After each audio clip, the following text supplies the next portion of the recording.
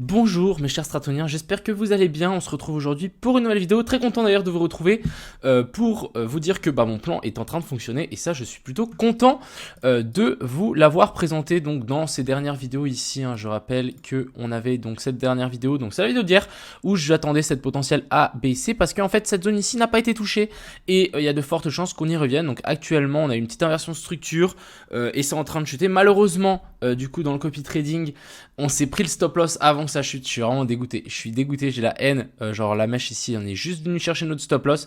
Et ensuite, là, on est en train de chuter. Donc vraiment, j'ai tenté de remettre un ordre. Je vous explique ça dans cette vidéo. Mais un peu dégoûté. Dans cette vidéo, bien évidemment, on va parler du Bitcoin, de l'Ethereum, du BNB. On ira voir l'indice du dollar, le SP500 qui va nous donner en fait une indication aussi sur la direction que va prendre le Bitcoin. Matic et Solana qui me semblent aussi tout à fait intéressants. On ira voir les copy trading sur BitGet et puis aussi les liquidations sur Kingfisher qui me semble tout à fait intéressante et qui va aussi nous driver ce marché. Enfin bref, j'espère que cette vidéo vous a plu. N'hésitez pas à mettre vos meilleurs pouces en l'air et puis installez-vous confortablement. On est directement parti. Crypto, Sur Kingfisher ici on peut voir qu'on a toujours plus ou moins les mêmes liquidations que hier. On a le petit pic ici vers la zone des 19 100 et la zone des 20 100. Donc on en a plus qui sont au nord qu'au sud, mais ça ferait du sens de venir chercher ce qu'on a au sud avant de venir chercher ce qu'on a au nord pour continuer à accumuler et augmenter en fait le nombre de liquidations qu'il y a au nord. Donc là si vraiment ça chute, il y a forcément des gens qui vont shorter. Donc en fait les liquidations au nord vont s'accumuler. Donc là on est déjà venu chercher ce petit pic, c'est pour ça que ça réagit assez fort. On est vraiment en train de se faire un petit peu racheter ici, mais c'est totalement normal. Bref, ça c'est ce que je voulais vous montrer. Donc personnellement j'attends encore ce move jusqu'ici en bas, voire passer sous ce plus bas là, ça me ferait du sens pour ensuite repartir, taper pourquoi pas la zone des 18 750 et repartir vers le haut. Ici on a la vidéo de hier donc que j'ai dit que la chasse commence, c'est haussier mais on attend une baisse. Donc vraiment j'attendrai une A, B et puis C revenir dans cette zone là pour ensuite poursuivre la hausse vers le nord. Du côté le copy trading, malheureusement je me suis pris juste le stop loss. Franchement j'ai la haine, j'ai vraiment la haine. Si on regarde ici, voilà, je me suis pris ce petit stop loss là, malheureusement la mèche qui est venue juste nous chercher notre stop loss avant que ça chute, c'est très dommage. Bref, j'ai un autre ordre en cours, on va voir ça tout de suite. Et aussi, donc on a notre cher All Street Bets qui pense la même chose que moi, je suis plutôt content, il vient de partager une analyse ici il y a 12 minutes. Donc on a eu bien une 1, 2, 3, 4, 5 et non une ABC. Vraiment, il est plus fort que moi en vague d'Elliott, donc clairement. Mais ce qui est assez intéressant, c'est que là, il dit que on est dans une potentielle ABC et qu'il attend un nouveau plus bas, comme moi en fait. Donc ça, c'est plutôt cool à notifier pour le coup. Donc continuons directement sur ce BTC. Donc bien évidemment, simplifier cette charte. Donc je vous ai mis ici cette potentielle ABC, revenir chercher cette zone de fair value gap. Là, on a bel et bien une zone de fair value gap à venir chercher. Donc tout ce gros bloc. Maintenant qu'on va repasser sur ma charte principale, on va pouvoir dégager ceci. Donc déjà hier en live on cherchait un petit long à venir prendre parce qu'on se disait que le top ici c'était pas fait. Malheureusement mon long, encore une fois mes émotions ont parlé plus que ma mentalité d'acier, c'est dommage, mais en gros j'ai clôturé mon long ici, c'était aussi en copy trading, juste ici on a perdu je crois 15 balles, quelque chose comme ceci. Par contre voilà, mon trade aurait été bon, on aurait bien tapé le haut et on aurait pris 260 balles, ça aurait fait du bien, dommage, ce n'est pas passé. Voilà, je voulais vous montrer ça, je peux vous montrer un petit peu le setup que j'attendais hier, comme ça vous allez comprendre un petit peu le trade. C'est relativement simple, on est toujours en une tendance haussière. Ici on avait bien rebondi donc sur la zone de fair value gap qu'il y avait là, donc je me suis dit ok c'est nice. Petite inversion de structure qui s'est formée, donc tac et tac. Je me suis dit ok on va sans doute revenir chercher donc la zone de fair value gap qu'il y a là. J'ai voulu long ici et malheureusement on est revenu redescendre, mais ça a tenu en fait. Le bottom ici a tenu. J'aurais dû clairement garder mon long et en fait on aurait été gagnant sans trop de problèmes. Maintenant je vous explique mon deuxième short que j'ai voulu prendre tout à l'heure. Donc en fait en gros ici on avait un boss donc, ou un MSB, c'est comme vous voulez. Donc inversion de structure, on a bel et bien, juste passé, peut-être en 15 minutes, on a une inversion de structure, clôture en dessous de ce plus bas là, donc je me suis dit ok nice, inversion de structure, du coup j'ai tenté de short, donc là ici on avait une zone de fair value gap, j'ai short par ici, sauf que mon stop loss, comme un idiot, je l'ai placé là, hop. Du coup je vais vous redessiner, mais je l'ai placé au-dessus de cette mèche-ci et de pas le top. Je suis trop bête, je sais pas pourquoi j'ai fait ça, et du coup la mèche ici est venue nous chercher pour ensuite replonger droit derrière.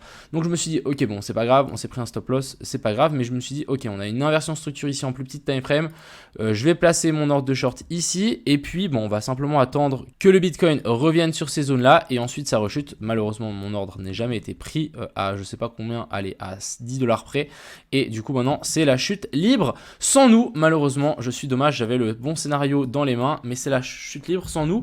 Sans le copy trading, c'est un peu dommage. Moi, j'ai réussi à shorter quand même sur mon compte où il y a les 100 000, donc je vais vous faire cette vidéo sur le Forex.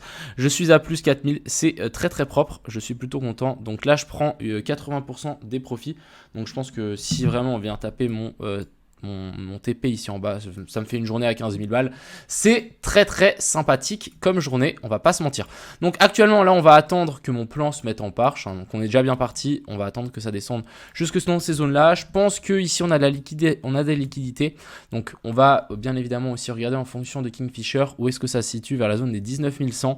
Je pense que je vais commencer à prendre profit vers la zone des 19 100, c'est tout simple, je vais prendre profit où des gens se font liquider par là. Ça me fait un 500, j'ai long 25 bitcoin. Ça me fait environ 12 000 balles si on vient chercher ici en bas. Donc plutôt cool comme journée, mis à part qu'on s'est pris un stop loss sur le copy trading. Voilà un petit peu ce que j'attends pour le Bitcoin. C'est le plan de hier. Très content de vous l'avoir partagé encore une fois. Très content de vous avoir pré-shot tout ça. Moins content de m'être pris un stop loss avec vous, bien évidemment.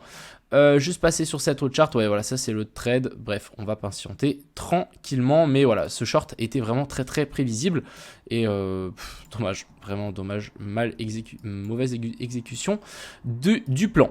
Du côté ici de l'Ether, on a ici jolie petite zone, donc l'Ether est quand même un petit peu plus bullish. Ici pour moi on a bel et bien des equal high, donc là on a une poche de liquidité qui continue à se former là au-dessus. Je me dis que l'Ether, voilà, on peut faire comme le Bitcoin, on peut revenir chercher donc ce gros bloc de fair value gap ici, donc c'est un gros bloc, c'est en 1 heure, c'est vers la zone des 1240 à 1250, voilà, ce gros bloc ici peut largement être touché pour l'Ether, pour nous refaire en fait cette même pattern A, B et puis C, et ensuite on part, et là on aurait vraiment quelque chose de sain. Sachez que si on revient dans ces zones là, moi je vais long comme un salaud. Ensuite du côté du BNB c'est la même chose, hein. C'est la même chose, ici on a la zone de fair value gap, je vais vous la dessiner donc de là à là, hop, notre zone de fair value gap, elle est ici, donc de la zone des 266 à 263. On a ici potentiellement cette 1, 2 et puis 3, on reviendrait chercher là, et ensuite on repartirait vers le nord. C'est ce que je vais attendre sur le BTC, sur l'Ethereum, sur le BNB. Du côté de l'indice du dollar, comme je vous ai montré hier, je m'attends à un petit pump. Donc si on a un pump, on a chute du BTC, donc ça c'est plutôt logique. Ici, ah non, je l'avais dit dans mon live hier, parce que j'ai fait un petit live. Ici, on avait bel et bien notre petite inversion de structure qui s'est formée.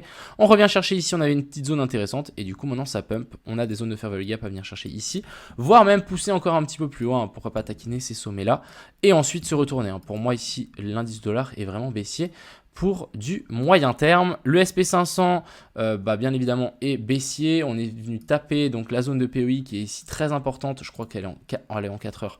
Ouais, on a une zone de POI ici très très importante en 4 heures. Donc hop, on vient taper dedans et on devrait tout simplement descendre. On a une petite inversion de structure pas encore formée ici. Par contre, on a une petite divergence sur les RSI qui vient d'être confirmée.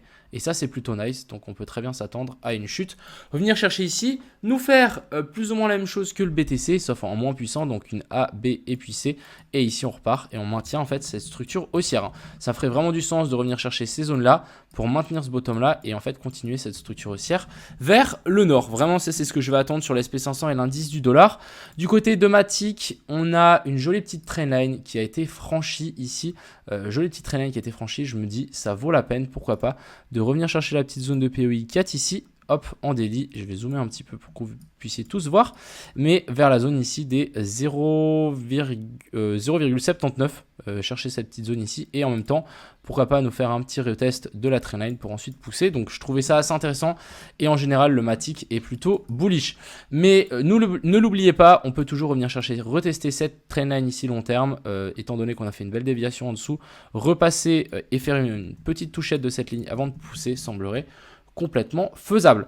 Et pour finir, on a le Solana qui pour moi est super intéressant. Je vais sans doute acheter 2-3 Aurori pour les gens qui connaissent, parce qu'en fait c'est simplement on les achète en sol, le sol est très très bas, le projet du Aurori est aussi extrêmement bas.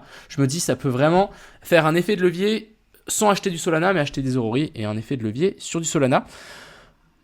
On avait cet equal low ici qui s'était formé, on est bel et bien venu le rechercher et je me dis que là on peut encore continuer un petit peu à glisser. On peut glisser sous ce plus bas là, faire vraiment une dépression, capitulation, les gens vendent. On est ici en une déviation sous ce bottom là et ensuite réintégration et ensuite on repartirait.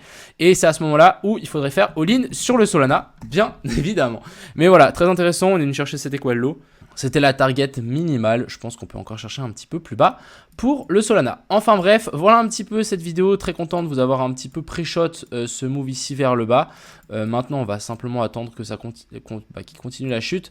Ce qu'il ne faudra pas oublier, c'est qu'on peut encore remonter à pour rechuter, hein. On peut largement avoir cette inversion de structure ici qui s'est formée, donc par rapport à ce plus bas là et ce plus haut. Si on close en dessous, on peut largement en fait créer un joli petit air flag.